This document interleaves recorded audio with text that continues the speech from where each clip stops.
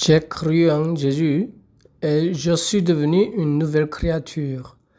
Je désire jouir de la vie éternelle en m'appuyant sur la vie du Seigneur tout au long de ma vie. Cependant, contrairement à mes attentes, les attaques du péché me tourmentent sans relâche comme avant ma conversion. À ce point, la plupart des gens choisissent de mener une vie religieuse hypocrite, sous prétexte qu'ils n'y peuvent rien, et continuent à être en proie à des conflits et à des tourments. La preuve n'est qu'ils vivent chaque jour une routine répétitive sans nouvelle émotion.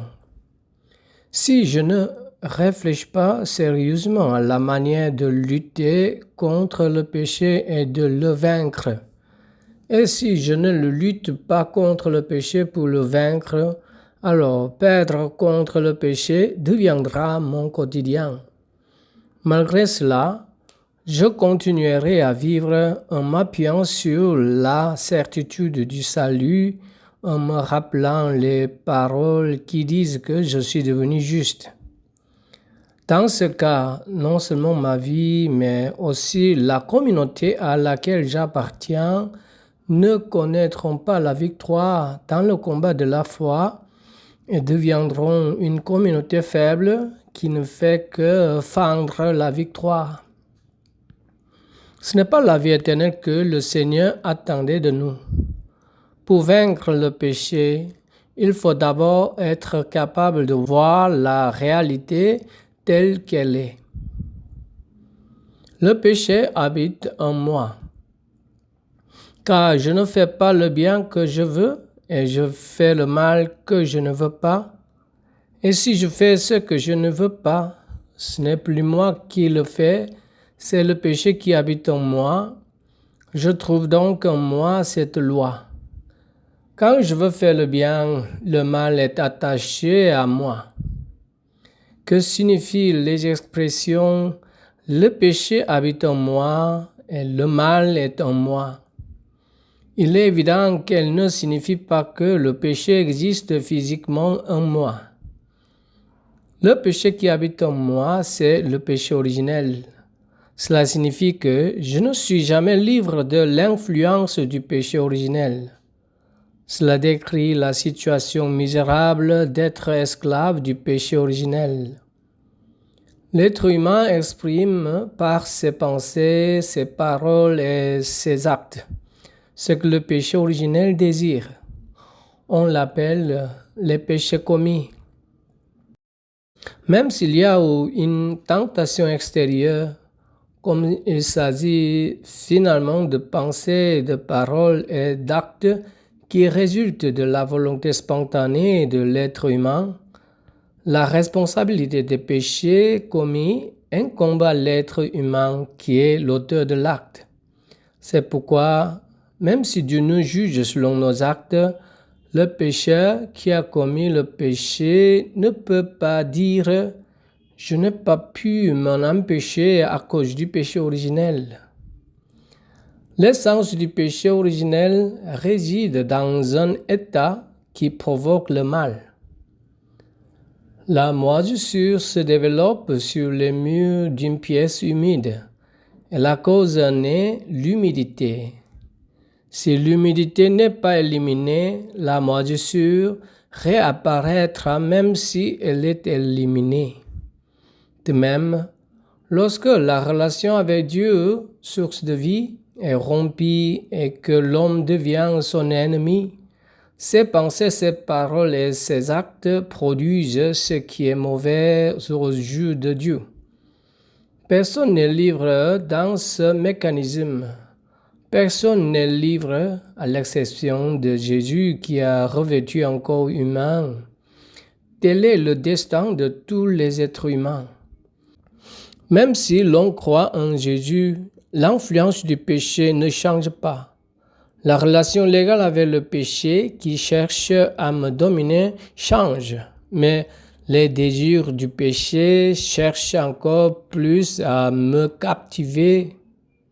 Que dois-je faire alors? L'Esprit Saint habite encore en moi. Misérable que je suis, qui me délivrera du corps de cette mort? Ces préoccupations surgissent inévitablement lorsque l'on croit en Jésus. Auparavant, il n'était pas nécessaire de s'en préoccuper. En effet, en tant qu'esclave du péché, on obéissait fidèlement au désir du péché. Mais la situation a changé. Lorsque l'on accepte par la foi la mort et la résurrection de Jésus, notre statut juridique change. Désormais, le péché a perdu toute base légale pour prétendre être notre maître, car un nouveau maître est apparu. Il s'agit de l'Esprit Saint. Avant, je ne connaissais même pas son existence, mais maintenant, il revendique sa souveraineté sur moi.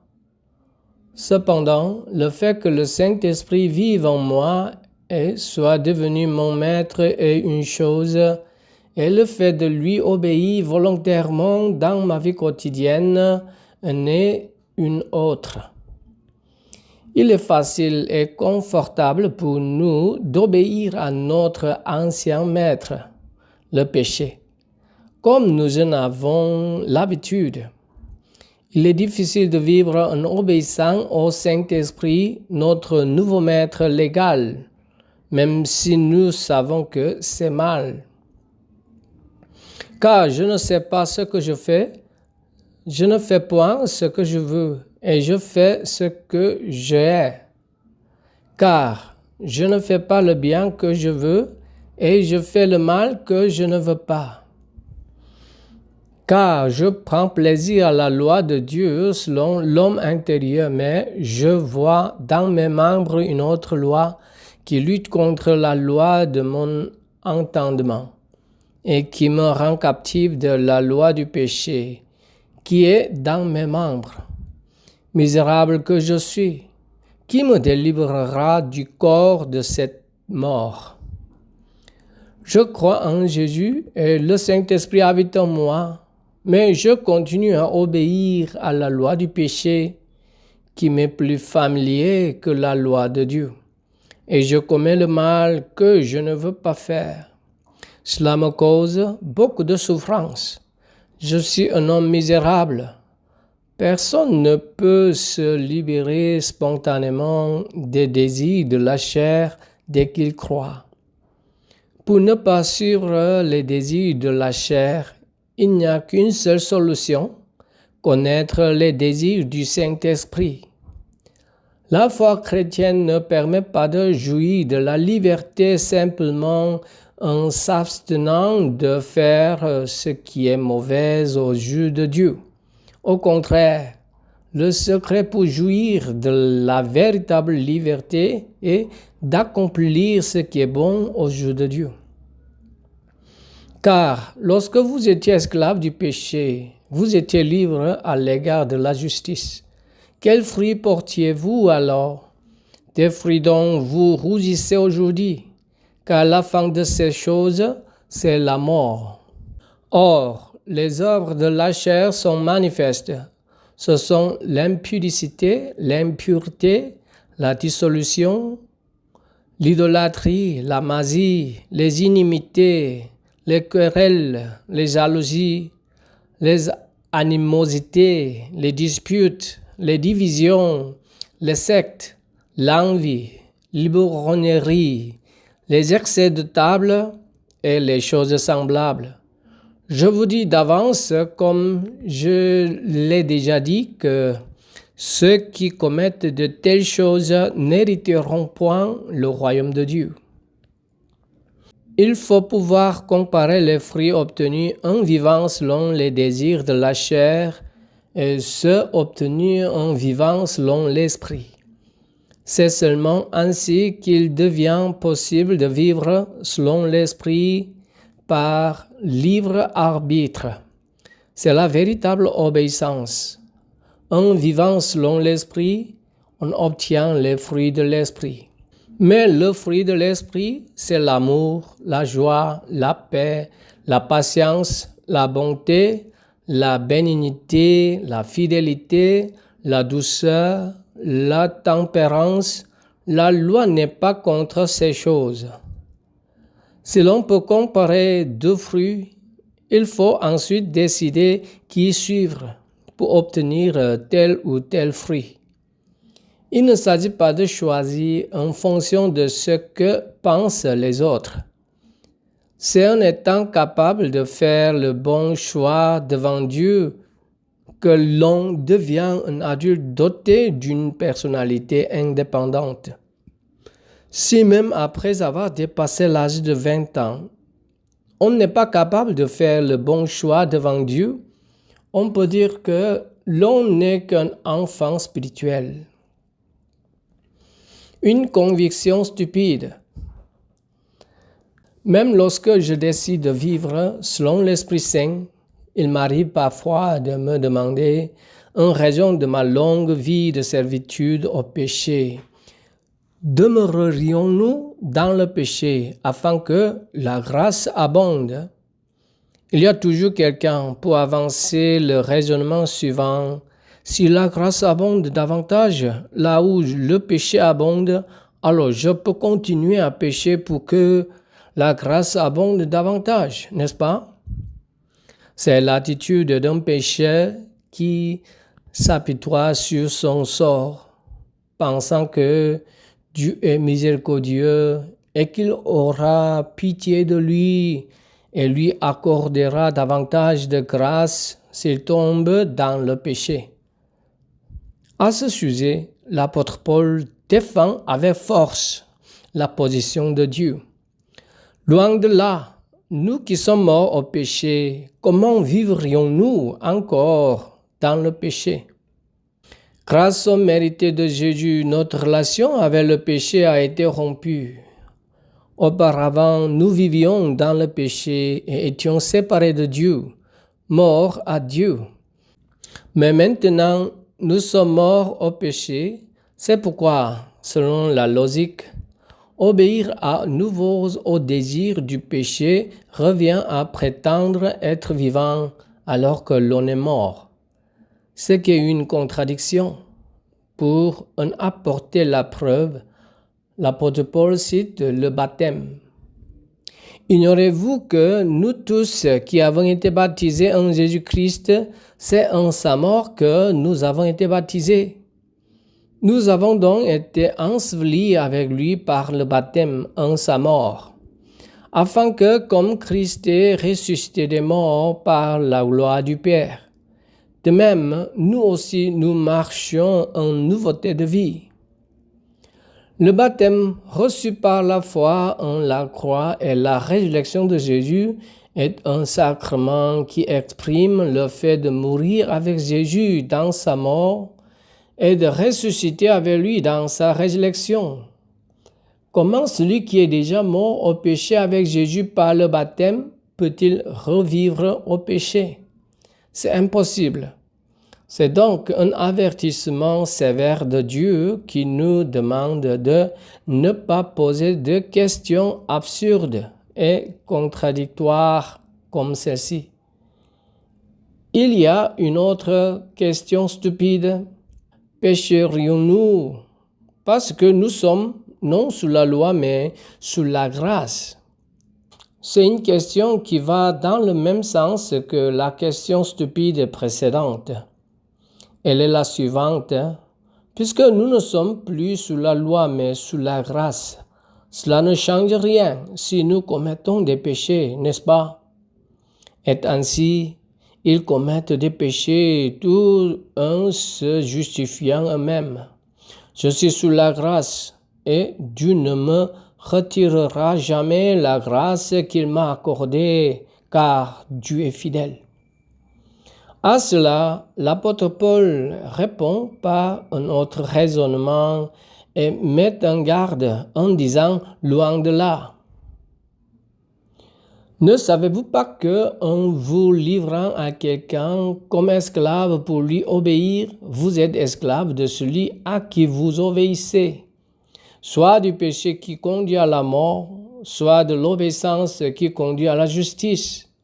Mais grâce soit rendue à Dieu de ce que, après avoir été esclave du péché, vous avez obéi de cœur à la règle de doctrine dans laquelle vous avez été instruits. Ayant été affranchis du péché, vous êtes devenus esclaves de la justice. En réponse à la première question absurde, l'apôtre Paul, qui avait déjà souligné la contradiction logique en demandant « Comment pouvons-nous qui sommes morts au péché par le baptême vivre encore pour le péché ?» développe un autre raisonnement dans le même contexte. Son raisonnement est simple. On reconnaît le véritable maître d'une personne en observant à qui elle obéit. Même si nous disons que nous sommes nés de nouveau, si nous continuons à vivre comme des esclaves du péché, cela signifie que nos paroles n'ont aucun effet. Ceux qui ont goûté à la grâce de Dieu ne diront pas « Puisque je suis sous la grâce, je peux commettre des péchés. » Mais touchés par la grâce reçue, ils chercheront naturellement à vivre comme des esclaves de la justice. Si nous obéissons à la justice dans notre vie quotidienne, nous sommes des serviteurs de la justice. Si nous obéissons à la volonté de Dieu, nous sommes des serviteurs de Dieu. À l'inverse, si nous obéissons au désir du péché dans notre vie quotidienne, nous devenons des serviteurs du péché, même si nous disons croire en Jésus-Christ. Examinez-vous vous-même pour savoir si vous êtes dans la foi. Éprouvez-vous vous-même. Ne reconnaissez-vous pas que Jésus-Christ est en vous? À moins peut-être que vous ne soyez réprouvés. L'introspection doit s'accompagner d'actions répétitives. En effet, les désirs qui naissent dans nos pensées ne se traduisent pas automatiquement en actes. Il ne faut pas se juger comme un bon chrétien sur la seule base de ce désir de justice. Cela serait dangereux. Il faut réfléchir à qui l'on sert à travers les actions concrètes répétées dans la vie quotidienne. Si l'on souhaite vivre un serviteur de la justice, mais que, contrairement à ce que l'on souhaite, l'on vit un serviteur du péché au quotidien, il faut se repentir rapidement. La Bible proclame à plusieurs reprises qu'il est encore possible de se repentir. Mais il faut se rappeler que cette possibilité a une date limite.